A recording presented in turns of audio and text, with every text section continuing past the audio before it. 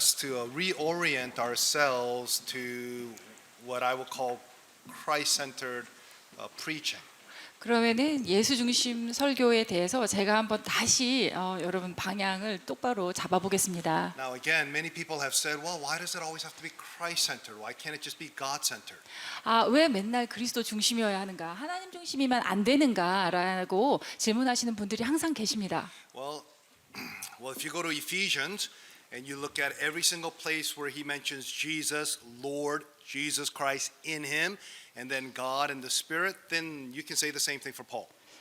에베소서 가시면은 모든 것에 있어서 예수님, 주님, 그분 안에서 그리고 또 하나님, 또 성령님 이렇게 나오고 있죠. 그럼 여러분도 아마 바울에 대해서 그렇게 동일하게 얘기하실 수 있을 것입니다. So there's an overemphasis even with Paul's letters on the person of the Son. 그래서 바울의 서신서를 보시더라도 이렇게 아들 대신 아들 예수님에 대해서 강조점이 더 많이 있죠. Now again, that does not mean that he obviously is not concerned about God the Father or God the Holy Spirit.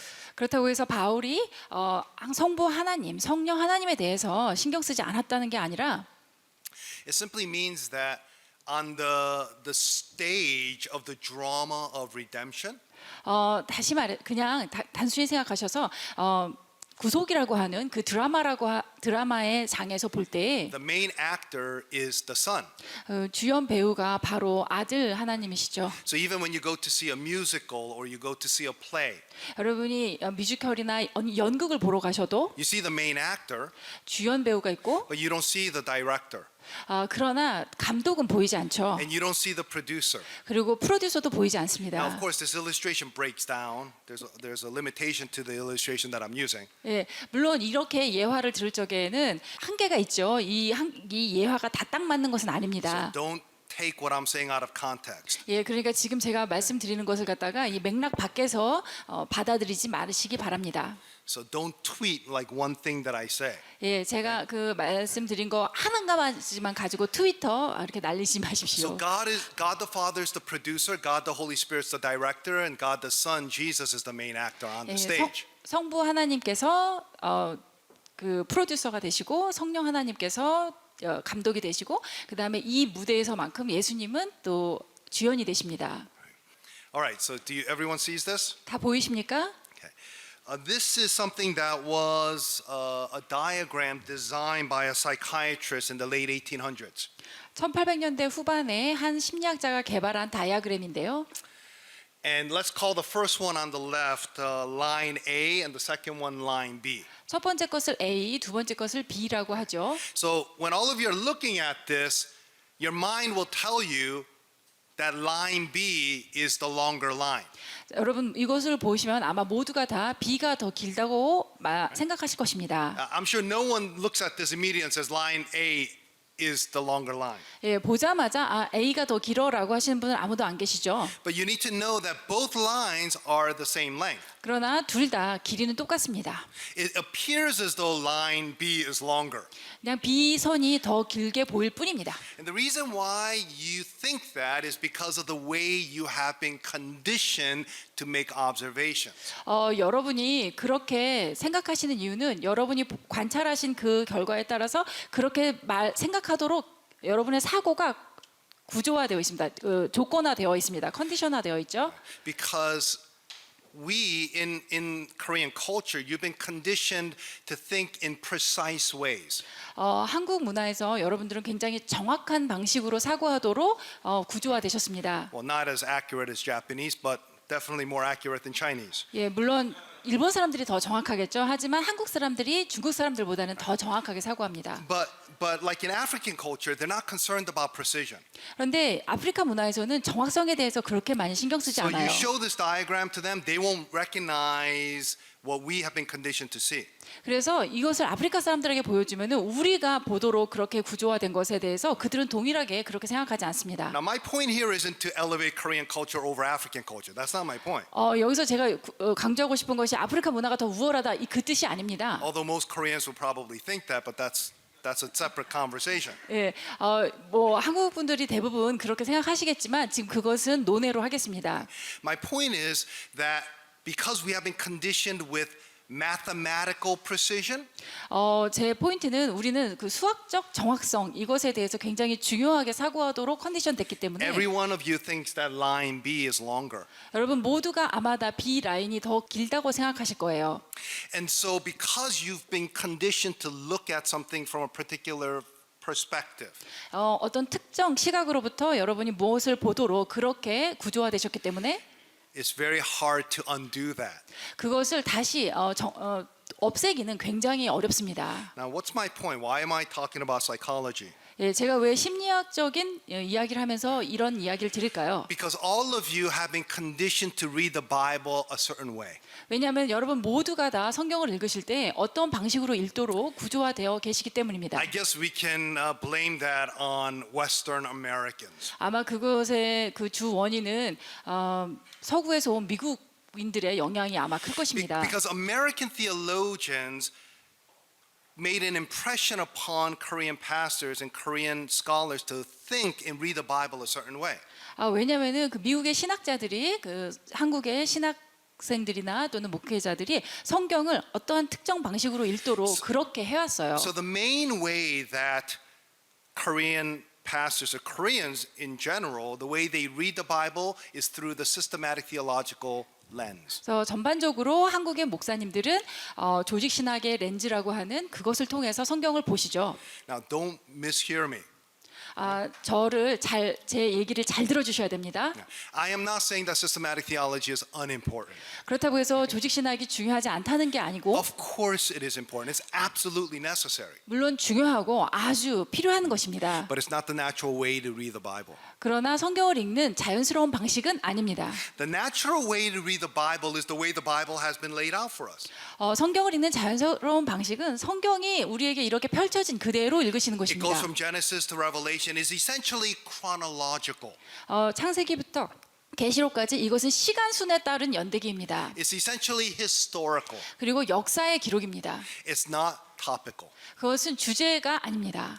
So when you go to a certain passage and you simply focus on a topic and you don't interpret it historically, then you're not understanding the intent of the Bible. 그래서 여러분께서 어떤 텍스트에서 그것을 토픽의 주제에 집중해서 보시게 되면은 성경의 역사적인 부분에 대해서 여러분이 놓치시게 되죠. So there are several gospel pieces that we have emphasized in the past. 과거에 이미 우리가 복음 조각들 강조해온 복음 조각들이 있습니다. And we say that those are the pieces or the threads that we need to pull from the text and make a connection, an organic connection to Jesus. 그래서 그런 그런 조각들을 어떤 성경 전체를 관통하는 그 시를 가지고 이렇게 잘 끌어내서 유기적인 하나의 텍스트, 예수님을 위한 그러한 것을 만들어내야 된다. So these are the five that I've mentioned in the past. Number one is theme resolution. 그래서 첫 번째 그 복음 조각은 주제 해결. Second is law reception. 두 번째는 율법 수용. Third is story completion. 세 번째는 이야기 완성. Fourth is symbol fulfillment. 네 번째는 상징 완성. And the fifth is typology by way of contrast and by way of comparison. 그리고 다섯 번째는 비유와 대조에 의한 상징학, 타이폴로지입니다. So what you need to know is that all of the themes, all of the stories, all of the symbols, all of the law, all these things are incomplete until we get to the person of Jesus. 네, 이렇게 말씀드렸던 그 모든 이야기들, 또 상징들, 모든 그 율법까지도 예수님이 나타나시기 전까지는 그것이 다 해결이 안 되고 불안하다는 거죠. Right. So what we're going to do today during this session is to focus on only one gospel piece. 그래서 그 중에서 우리는 오늘 오직 한 가지 복음 조각에만 집중하겠습니다. And that'll be the second piece, law reception. 그것은 바로 두 번째 율법 수용 조각입니다. So think with me. If you tell your people, here is the law, and you need to obey it, and Jesus is not part of that explanation, then that's not a Christian message.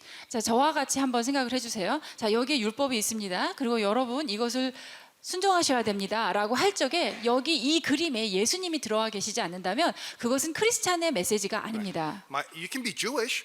여러분, 유대인들도 그렇게 합니다. You can preach through the Ten Commandments and not mention Jesus. How's that different than somebody who is Jewish? 예, 예수님을 전혀 언급하지 않고 십계명을 계속해서 얘기하고 그렇게 설교를 한다면 유대인이 아닌 사람과 크리스찬하고 그것이 차이가 있겠습니까? I would make an argument that a Jewish a rabbi or a Jewish teacher knows the Ten Commandments better than the average Korean pastor.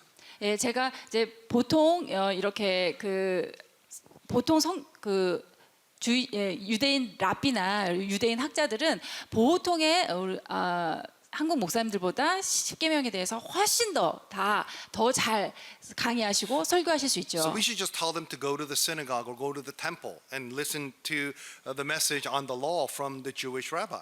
그러면은 예수님 없이 할 것 같으면 그냥 유대교 회당이나 성전에 가서 유대교 랍비로부터 이야기를 듣는 것이 더 나을 Of course, you 것입니다. would say, "Oh no, we're Christian. We have to tell them this is the Bible and Jesus is our Savior."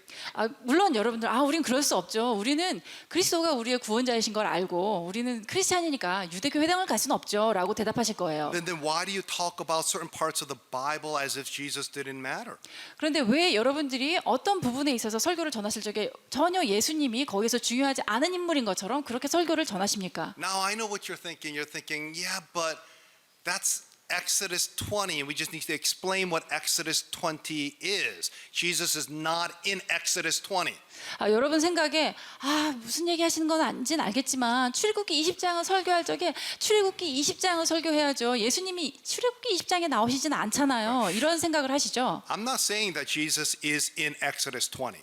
예수님이 출애굽기 20장에 계시다는 말씀을 제가 드리려는 게 I 아닙니다. mean, that would be ridiculous if we were to say Jesus is in every verse of the Bible. No one is saying that. 예, 성경 모든 구절에 예수님이 계시다라고 말한다면 그거는 오히려 이상하죠. 아무도 그렇게 말하는 사람은 없습니다. However, look what it says in the Sermon on the Mount.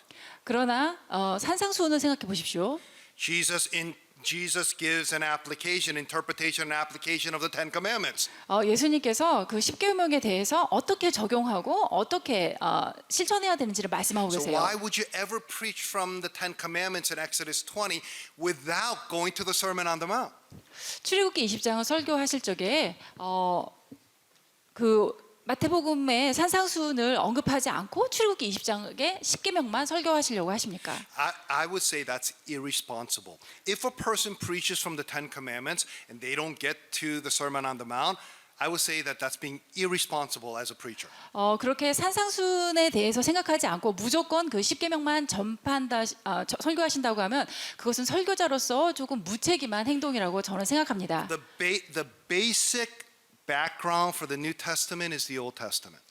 신약의 기초적인 백그라운드는 구약입니다. When you're in the Old Testament, you have to see how all of these themes, stories, symbols, the law, all these things are pointing to the final resolution in Jesus. 그 구약에 있는 모든 스토리나 심볼이나 모든 이야기들은 마지막에 예수님께서 그것을 해결하시는 그것을 가리키고 있습니다. And then if you're preaching from the New Testament, you need to look back to the Old Testament as the background for how the New Testament authors are understanding. 예, 그리고 신약을 설교하실 적에는 거기서 다시 구약을 바라보시면서 이 신약의 설교자들이 이 신약에 있는 기록자들이 구약을 어떻게 이해하고서 그 신약을 썼는지 그것으로 설교를 하셔야 됩니다. So I want us to focus on this piece of law reception. 그래서 율법 수용이라고 하는 요 조각에 집중해 보겠습니다. You have some of the notes in the manual. 여러분 아마 매뉴얼에 다 있을 So 것입니다. another way to get to Christ is to take the law listening approach. 그리스도에게 다가갈 수 있는 그 좋은 방법 중에 하나는 율법을 잘 듣는 것. 그것에부터 시작됩니다. Apostle Paul says in Galatians 3:24 that the law is ultimately supposed to lead us to Christ. 바울도 갈라디아서 3장 24절에서 이 율법은 궁극적으로 우리를 그리스도께로 인도하는 것이다라고 말합니다. So the law is like the mirror. 그러므로 그 율법은 거울과 같죠. So if you are working outside and your hands are dirty and your face is dirty and you look into the mirror, 여러분이 밖에서 작업을 하고 들어오셔가지고 손이 더러운 상황에서 여러분이 거울을 보시면 and the mirror tells you your face is dirty. 거울은 여러분의 얼굴이 더럽다라는 것을 말해줍니다. So the law shows you you're a sinner. 율법은 여러분이 죄인이라는 것을 말해줘요. But you don't go back to the law for the cleansing. 그러나 그것을 씻기 위해서 여러분들이 다시 율법으로 돌아가지는 않으시죠. Right? The mirror simply tells you, you don't go back to the mirror to say, oh, I want to use the mirror to cleanse my dirtiness. 거울을 보고 더러운 걸 알았다고 해서 내 이 더러움을 씻기 위해서 거울을 가지고 씻진 않아요. Right? You go to the faucet. 수도가로 가셔야죠. Right? So the mirror is like the law.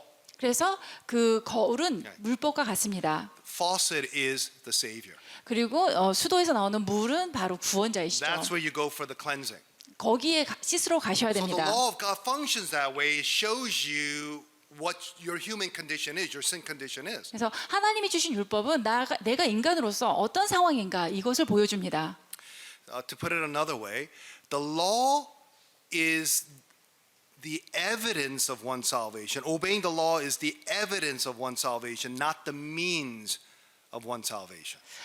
율법을 잘 순종하는 것 이것은 구원을 받았다라고 하는 증거 중에 하나이지 율법에 대한 순종이 구원으로 가는 그러한 수단이 되지는 않습니다. Yes, good translation. Right? 증거지 수단이 아니에요.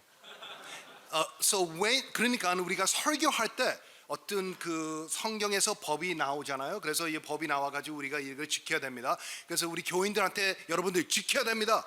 그리고 예수 그리스도 없이 복음 중심 아니래도 그냥 도덕적으로 그냥 지켜야 됩니다. 그러면 이게 설교가 아니에요. 이것은 이게 크리스천 설교가 아니거든요. This is like 도덕적인 philosophy, it's teaching. 그것은 도덕 철학을 가리키는 것입니다. Now some of you are saying, wait a minute, then we should never tell our people to obey? Is that what you're saying?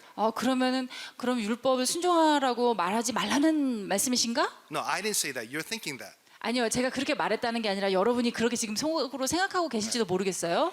So once we preach Christ to show that he has obeyed the law perfectly.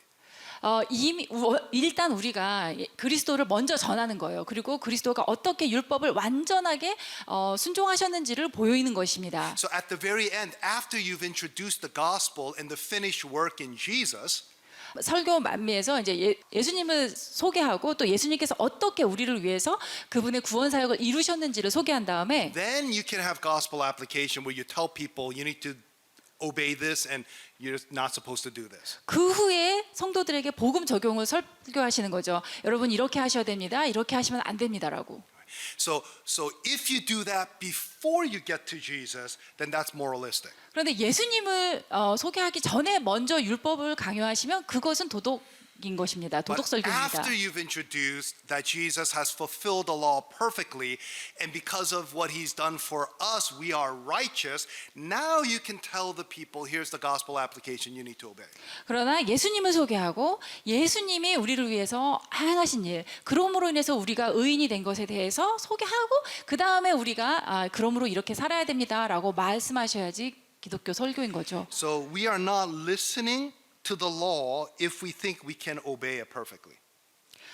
우리가 나는 그 율법을 잘 지킬 수 있어라고 진정 생각하신다면 그것은 여러분이 율법을 제대로 들으신 것이 아닙니다.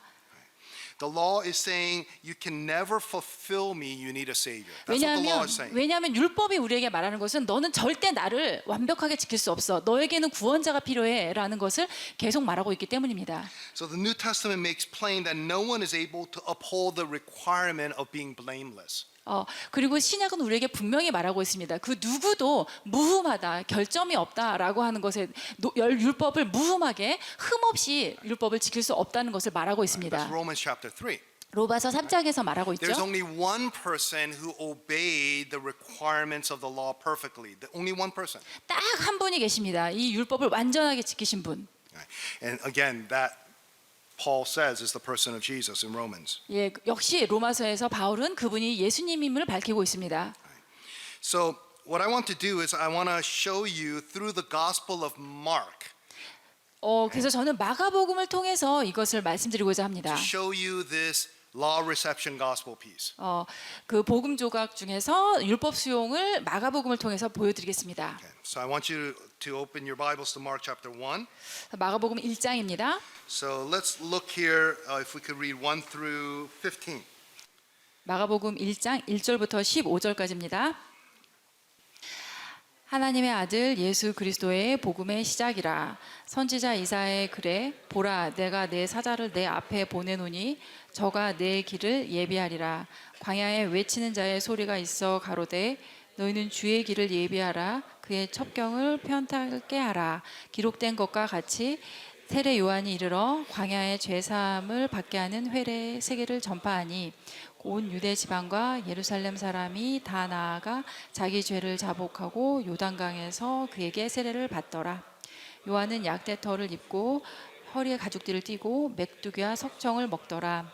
그가 전파하여 가로되 나로 능력이 많은 이가 내 뒤에 오시나니 나는 굽혀 그의 신매를 풀기도 감당치 못하겠노라. 나는 너희에게 물로 세례를 주었거니와 그는 성령으로 너희에게 세례를 주시리라. 그때 예수께서 갈릴리에서 나사렛으로 와서 요단강에서 요한에게 세례를 받으시고 곧 물에서 올라오실새 하늘이 갈라짐과 성령이 비둘기같이 자기에게 내려오심을 보더니 하늘로서 소리가 나기를 너는 내 사랑하는 아들이라 내가 너를 기뻐하노라 하시니라. 성령이 곧 예수를 광야로 몰아내신지라. 광야에서 40일을 계셔서 사단에게 시험을 받으시며 들짐승과 함께 계시니 천사들이 수종들더라. 요한이 잡힌 후 예수께서 갈릴리에서 오셔서 하나님의 복음을 전파하여 가라사대 때가 찼고 하나님의 나라가 가까웠으니 회개하고 복음을 믿으라 하시더라. 아멘. So again, we're very familiar with the introduction or the prologue of the Gospel of Mark. 마가복음의 도입부 프롤로그에 대해서는 여러분이 아마 잘 알고 계실 것입니다. So here Mark is introducing who the person of Jesus is. 마가는 예수님이 어떤 분이신가를 소개하고 있습니다. And he's also introducing the idea of the gospel. 또 복음이 무엇인가에 대한 아이디어를 소개하고 있습니다. So we know that the gospel is news, it's good news. 그래서 복음이라고 하는 것은 좋은 소식이다라는 것을 알죠. It's 소식. So we have to be able to declare and pronounce the news. 그러므로 소식은 그냥 가서 선포하는 것입니다. 전파하는 것입니다. There's a difference between the gospel and the results of the gospel. 복음과 복음의 결과에는 차이가 있습니다. As much as we need to be merciful to people, as much as we need to help those who are in need, that is not the gospel. 우리가 사람들을 돕고 또 어려운 사람을 도와줘야 될 필요는 있지만은 그것 자체가 복음은 아닙니다. Because the gospel, it needs to be broadcast, it needs to be proclaimed, it needs to be preached. 왜냐하면 복음이라고 하는 것은 방송이 돼야 돼요. 사람들한테 가서 전파가 돼야 되고 전달이 되어야 합니다. And it also says that Jesus is the Christ, he's the Messiah. 그리고 예수가 바로 그리스도시고 메시아임을 선포하고 있습니다. And he is the Son of God. 하나님의 아들이시고 And he is the mighty one. 또 전능자이시다. And he is the king of the kingdom. 또 하늘나라의 왕이시다. And so we have to ask the question, why did Jesus have to be baptized? 그렇다면 왜 예수님이 세례를 받으실 필요가 있었는가에 대한 질문을 해보게 됩니다. Because it's talking about judgment, it's talking about repentance. 그분은 심판에 대해서 말씀하시고 또 회개에 대해서 얘기하시는데요. So why does Jesus, who is the Son of God, who is the Messiah, who is the Christ, why does he have to be baptized? 하나님의 아들이시고 메시아 그리스도이신 분이 왜 세례를 받으실 필요가 있는가? Because Jesus needed to identify himself with his people. 그것은 예수님께서 그분의 백성과 동일시하실 필요가 있었던 것입니다. And he needed to identify himself as the new Israel. 그분이 새 이스라엘로서 당신을 동일시하신 것이죠. Now, where am I getting this? 그것을 어디서 제가 이해했냐면요. The word wilderness shows up 4 times in this passage. 이 본문에 광야라고 하는 단어가 4번 나옵니다. Now, the term wilderness is very, very important in biblical history. 성경 역사에서 광야라고 하는 단어는 매우 중요한 단어입니다. So that is that Israel during the wilderness was considered God's firstborn son. 이스라엘 백성이 광야에서 다니던 그 시절 그들이 바로 하나님의 장자로 역임을 받았던 시절이 있습니다. Exodus 4:22, Israel is my firstborn son. 출애굽기 4장 22절에 이스라엘은 나의 장자다라고 말씀하셨어요. So the whole idea of sonship, this theme of sonship is very important in the Bible. 그래서 성경에서는 아들됨이라고 하는 이 아이디어가 매우 중요합니다. We see that Adam was the son of God. 그리고 또 아들은 하나님의 아들이다라고 하는 것을 알고 있습니다. Luke chapter 3 in the genealogy. 누가복음 3장 계보에 나타나죠. 족보에 아담은 하나님의 아들이다. Also in Genesis 22, Isaac is referred to as the one and only son.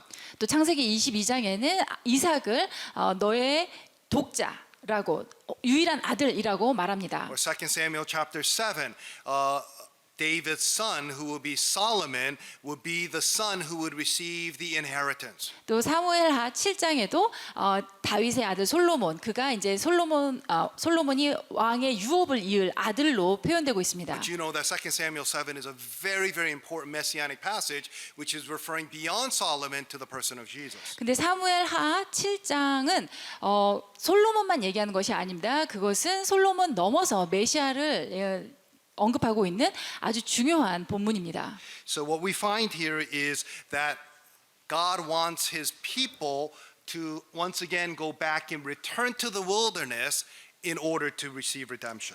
여기서 마가복음에서 다시 하나님께서는 그분의 백성들이 이 구속의 구원을 받기 위해서 다시 광야로 가는 그러한 장면이 나옵니다. Now I want you to see two parallel verses, verse 5 and verse 9. 5절과 9절을 대조해서 보시기 바랍니다. So let's look at verse 5. 5절을 먼저 보실까요? 온 유대 지방과 예루살렘 사람이 다 나아가 자기 죄를 자복하고 요단강에서 그에게 세례를 받더라. Okay. So here in verse 5 it talks about all the people in Judea. The Korean term is 온. Right? 유대 지방에 있는 모든 사람 온이라고 나오죠. Right? And then there's also the same word before Jerusalem. All the people, 온 사람들, all the people in Jerusalem. 또 예루살렘 사람들이 다 나아가 여기 다도 올입니다. And they were baptized by John 그리고 요한에게 세례를 받습니다. by the river Jordan. 요단강에서 You see that? So you have 보이시죠? all the people. 모든 사람들 They were baptized by John 요한의 세례를 in 받습니다. the Jordan River. 요단강에서. Okay, look at verse 9. 그다음 9절을 보시면 그때 예수께서 갈릴리 나사렛으로부터 와서 요단강에서 요한에게 세례를 받으시고. Right. So it's a parallel passage. In this case, first you have not all the people, but one person, and not from Judea, but from Nazareth. 9절에서는 온 사람이 아니라 예수님 한 분, 딱 한 사람, 그리고 유대에서부터 온 것도 아니고 나사렛으로부터 오신 분이 And 받습니다. secondly, the parallel to that is he was also baptized by John. 그리고 또한 그분도 동일하게 요한에게 세례를 받으십니다. And then third is that it was in the river Jordan. 그리고 장소는 요단강입니다. Do you see the parallel? 여기서 이렇게 서로 병행되어서 나오는 구조가 보이십니까? But the point that Mark is trying to make is that all of God's people are supposed to be baptized in the river Jordan by John. 마가가 주목하는 것은 이제 모든 사람들이 다 요단강에 나와서 요한에 의해서 세례를 받아야 한다. In order for them to show a sign of repentance and to be able to be in right standing with God. 회개의 증거를 보이기 위해서 그래서 하나님 앞에서 올바르게 서기 위해서 그것을 거쳐야 한다. But then he goes on to say in verse 9, but the reality is that people cannot be ultimately repentant and righteous before God on their own. 그런데 9절에 가서 또 보여주는 것은 무엇이냐면은 그 사람들은 그렇게 하더라도 자기 스스로는 하나님 앞에서 의롭게 올바로 설 수 없다라는 것을 보여줍니다. Without this one individual who comes to identify with the people who are unrighteous to make them righteous and forgiven. 바로 그 불의한 당신의 백성과 당신을 동일시하셔서 나와서 그들을 의롭게 하시는 이분, 그 한 분이 없이는 온 백성이 나와서 세례를 받아도 필요 없다는 거죠. Okay. So this is what it says in Hosea 11:1. 호세아 11장 1절에도 It says, "When Israel was a child, I loved him, 이스라엘이 어렸을 때 내가 그를 사랑하였노라. and out of Egypt I called out my son. 그리고 이 애굽에서 내가 나의 아들을 불러내었다. So that's Hosea 11:1, referring to Israel, God's people. 호세아서 11장 1절에도 이스라엘 사람들 하나님의 백성을 언급하고 있습니다. But guess what Matthew does? Matthew takes the exact same verse in Hosea 11:1 and he applies it to Jesus. 그런데 마태는 자신의 복음에서 호세아의 그 동일한 복음을 가지고 예수님을 언급하고 This 있습니다. is what it says in Matthew 2:15. 마태복음 2장 This 15절에서 is to fulfill what the Lord has spoken.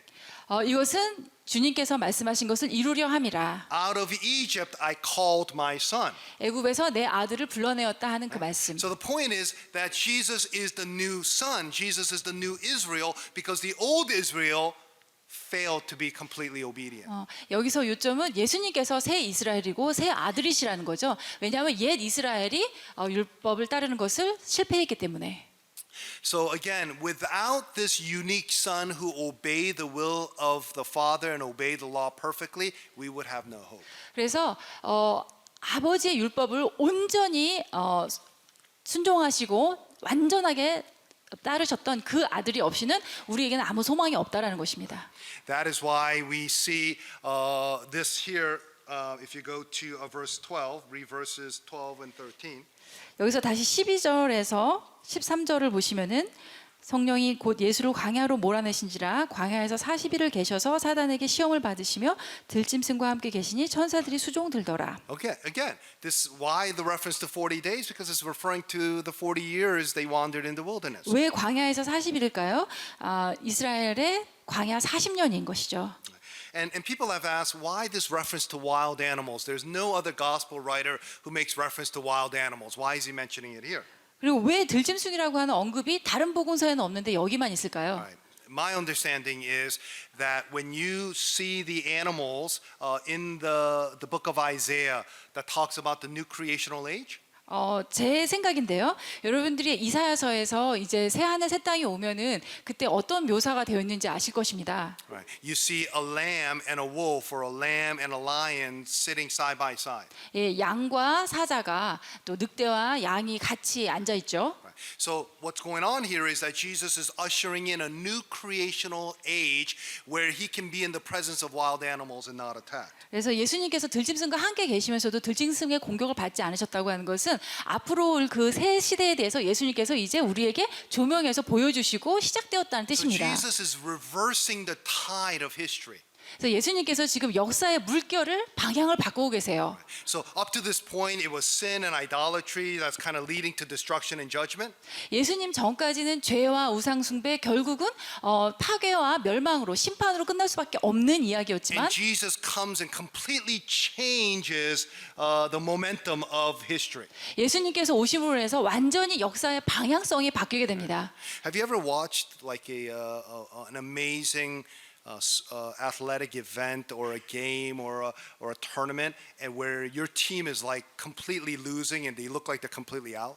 예, 여러분도 어떤 그런 그 운동 경기 관람하실 적에 이제 여러분이 응원하는 팀이 굉장히 지금 이제 열세이고 계속해서 지고 있는 그런 경기를 보신 적 있나요? So in your mind you're saying, "Oh, no, we're going to lose. I can't believe we're losing. We're going to lose." 이미 생각 가운데 우리 팀은 이제 끝났다 이렇게 생각하고 and then 계시죠. something happens and all of a sudden the momentum changes. 근데 갑자기 뭔가 어떤 모멘텀이 딱 등장하면서 그때부터 경기 흐름이 바뀌는 거예요. So the end, the outcome or the end gets shifted at that moment. 예, 그래서 그 결국 이제 나중에 경기 결과까지 받게 되는데 그 바뀌는 순간이 바로 여러분이 아마 아는 그런 순간, 뭔가 경기 흐름이 바뀌는 순간을 아실 So 거예요. that's essentially what Jesus did with history. 그것이 바로 예수님이 하신 것입니다. 역사에 등장하셔서 The people were deserving of death and judgment. 정말 이 죽음과 심판만 받아 마땅한 사람들이었어요. But he came and he completely changed the tide. 주님이 오셔서 그것을 완전하게 바꾸십니다. And so one commentator put it this way. 한 주석가는 이렇게 표현했습니다. In showing that Jesus was able to fulfill his messianic duties, unlike Adam, or unlike Israel, or unlike Moses, or unlike Abraham, unlike David. 아담과도 같지 않고 이스라엘 같지도 않고 모세 같지도 않고 다윗 같지도 않고 그들과 다르게 예수님이 어떻게 그분의 하나님의 율법을 온전히 다 수용하시고 받으셨는지를 대조해서 말하죠. So in the garden, God came to Adam and essentially said, "Obey me about the tree, and you will live."